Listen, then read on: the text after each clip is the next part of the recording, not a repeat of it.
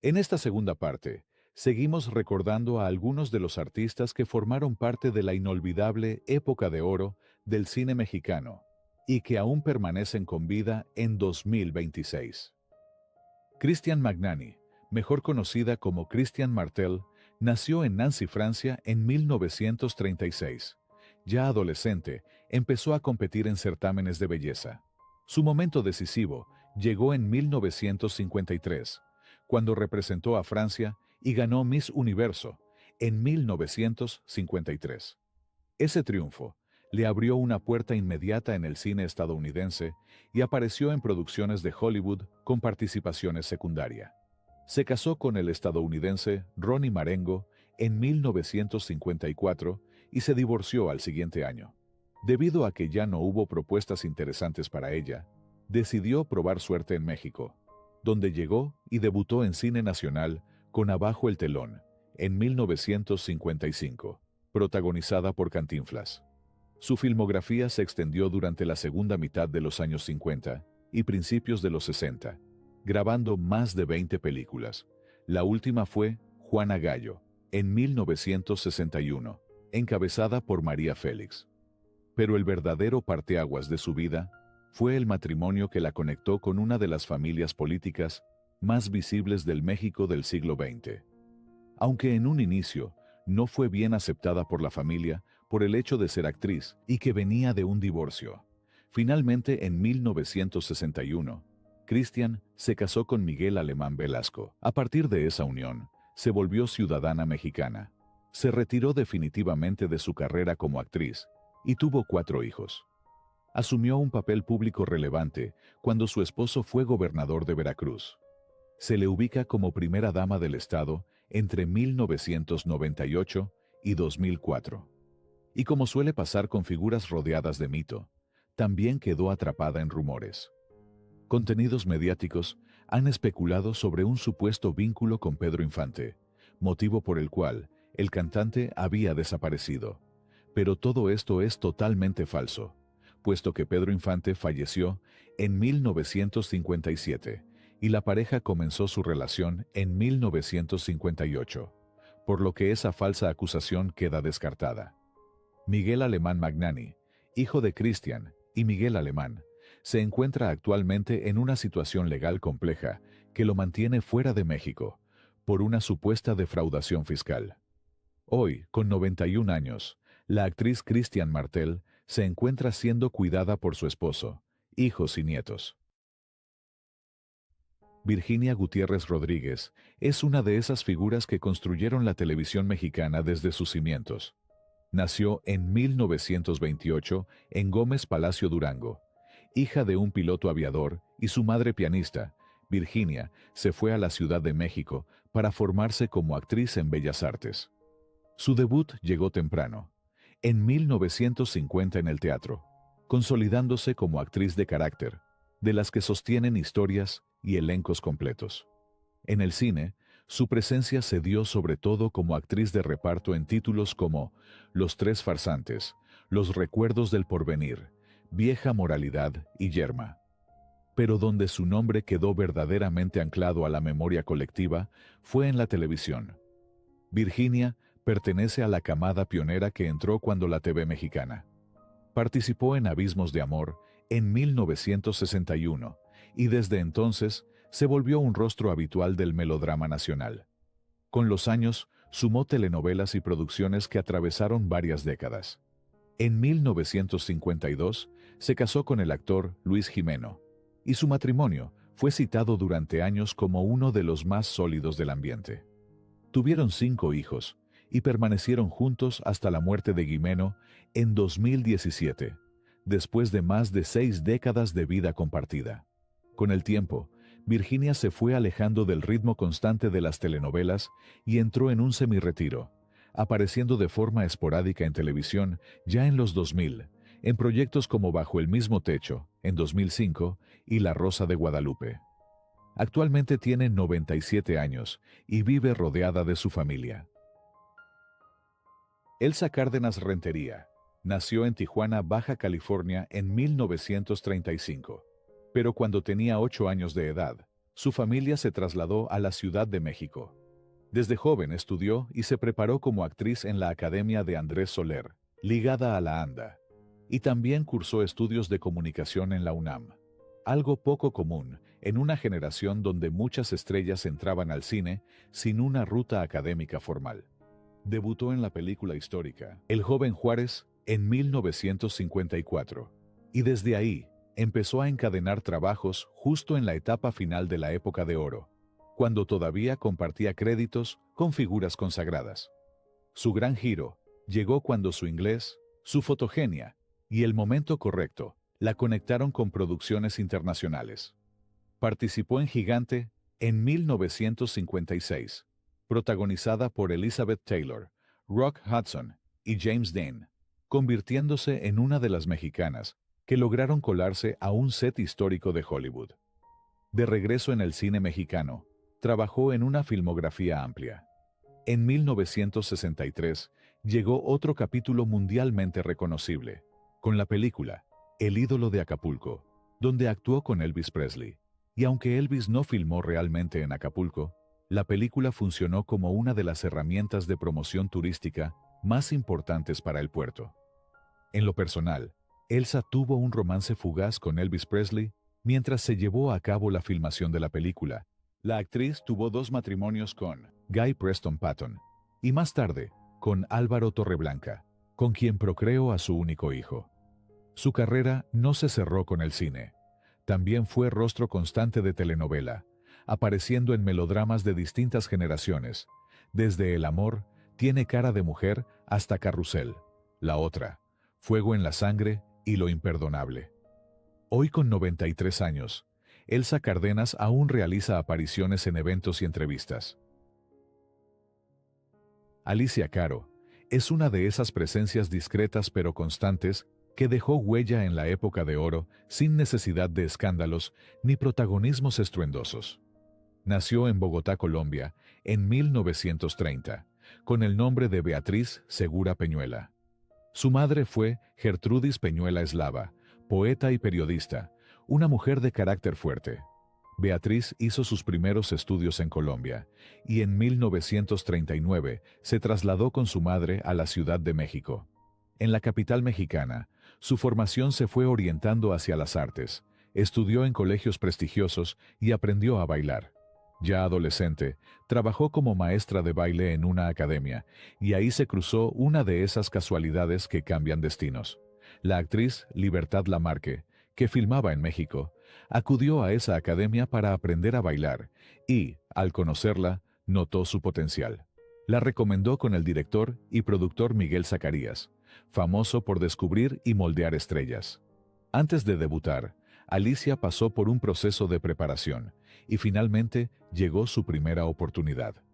Su debut cinematográfico fue en 1947 con la película Soledad, en un papel secundario que la introdujo a los sets. Poco después vino el paso que terminó de bautizarla ante el público. Zacarías la integró a otro proyecto ligado a una obra colombiana muy conocida, La Vorágine. Para esa presentación formal, el director le pidió un nombre artístico, y ella eligió Alicia, por su personaje en esa historia, y Caro como homenaje a Miguel Antonio Caro, expresidente colombiano. Así nació públicamente Alicia Caro. Entre finales de los 40 y los 50, Alicia trabajó con regularidad en el cine mexicano, quedando asociada a películas como Allá, en el Rancho Grande, 2 pesos de Jada, Lluvia Roja, Muchachas de Uniforme, entre otras. Estas cintas la colocaron dentro del circuito de comedia, melodrama y cine popular que alimentó el gusto masivo del momento. En 1956, se casó con el escritor y poeta colombiano Fernando Arbeláez. Sin embargo, el matrimonio terminó ese mismo año. Ya en los años 60, su carrera se movió hacia géneros y títulos de otra etapa del cine mexicano. En 1965, llegó otro capítulo importante. Se casó con el actor mexicano Jorge Martínez de Hoyos. El escritor Gabriel García Márquez habría sido su padrino de bodas por amistad con la pareja. Se establecieron en Coyoacán. Alicia participó en la película María, producción colombo-mexicana. estrenada en 1972. El tesoro de Clotilde, en 1994, fue con la película que se retiró definitivamente de la actuación y del foco público. Después de 32 años de matrimonio, su esposo, Jorge Martínez de Hoyos, falleció en 1997, y su madre, Laura Victoria, murió en 2004. Tras la muerte de su madre, Alicia se recluyó en su casa en Coyoacán y redujo su vida pública al mínimo. Hoy, con 95 años, Alicia Caro continúa viviendo en su casa de Coyoacán. Alicia Rodríguez Fernández es una actriz y escritora nacida en Málaga, España, en 1935, que terminó construyendo prácticamente toda su carrera en México. Fue hermana de Azucena Rodríguez, actriz de doblaje. La Guerra Civil Española marcó su infancia. Siendo muy pequeña, su familia salió de España y acabó estableciéndose en México, donde Alicia y Azucena comenzaron a moverse en el ambiente artístico desde niñas. A los 5 años, ganó un concurso infantil entre decenas de niños para interpretar a Pipa, una perrita dentro de la obra, Pinocho y Pipa en el País de las Maravillas. Esa oportunidad se convirtió en trampolín, porque la llevaron a la pantalla y terminó participando en una de las primeras películas mexicanas a color asociadas a ese personaje, identificada como Las aventuras de Cucuruchito y Pinocho. Desde ahí, Alicia siguió actuando en cine en plena etapa dorada, en una época donde el sistema de estudios todavía podía convertir a una niña en estrella. En la década de los 40, consolidó su nombre como actriz infantil. Filmó títulos como Cuando escuches este vals, El jagüey de las ruinas y El secreto de la solterona en 1944, trabajo por el que resultó ganadora del Premio Ariel a Mejor Actuación Infantil. Ese reconocimiento la colocó en un lugar privilegiado. No era solo la niña que salía en películas, sino una intérprete premiada por la Academia Mexicana. Ya entrada la adolescencia y juventud, su carrera fue creciendo y diversificándose. No se quedó únicamente en el cine. También se movió hacia el teatro, la radio y la televisión. En esta última debutó en 1950, en Canal 4, en el programa Se levanta el telón. En los 70 y 80, apareció en producciones muy populares como Rina y Los ricos también lloran, donde interpretó a Elena Izaguirre. Ya en los 2000 y 2010, volvió a aparecer en títulos de alto rating como Abrázame muy fuerte, Al diablo con los guapos, Triunfo del amor y Una familia con suerte. Tuvo una larga trayectoria que atravesó eras completas de la televisión mexicana. Paralelamente, desarrolló una faceta de autora y conferencista. Se le atribuyen libros como Encuentra tu misión y Una niña hacia el destierro, donde aborda episodios de su niñez ligados al exilio y la memoria de la guerra. Además, aparece como autora de Transfórmate en bandera de la paz, publicado en formato de libro y difundido en distintos catálogos. Esa línea la llevó también a un terreno poco común para una actriz de su generación: el activismo por la cultura de paz. Fue nominada al Premio Nobel de la Paz en 1997 por esa labor. Con una vida artística que empezó en la infancia y se extendió por décadas, Alicia Rodríguez terminó siendo reconocida como primera actriz y figura de trayectoria. En 2011, recibió un reconocimiento por su carrera en el marco de los premios TV y novelas. Rosalía Julián, cuyo nombre completo es Rosalía Julián Tato, nació en la Ciudad de México en 1931. Creció en una familia donde el ambiente artístico no era un lujo, sino una posibilidad real. Desde niña mostró facilidad para el canto, y muy pronto esa inclinación se convirtió en oficio, primero en la radio y después en el cine. Su historia comienza en 1938. Se inscribió junto a sus hermanas Araceli y Elena en un programa de radio de la XEW. La respuesta del público fue tan buena que las tres niñas terminaron consolidándose como un trío vocal, que con el tiempo se conocería como las Hermanas Julián, interpretando repertorios que iban del bolero y lo tropical a estilos modernos para la época, y trabajando con acompañamientos orquestales dentro del circuito radiofónico más poderoso del país. A finales de los años 40, cuando la radio y el cine se alimentaban mutuamente, las hermanas Julián dieron el salto a la pantalla.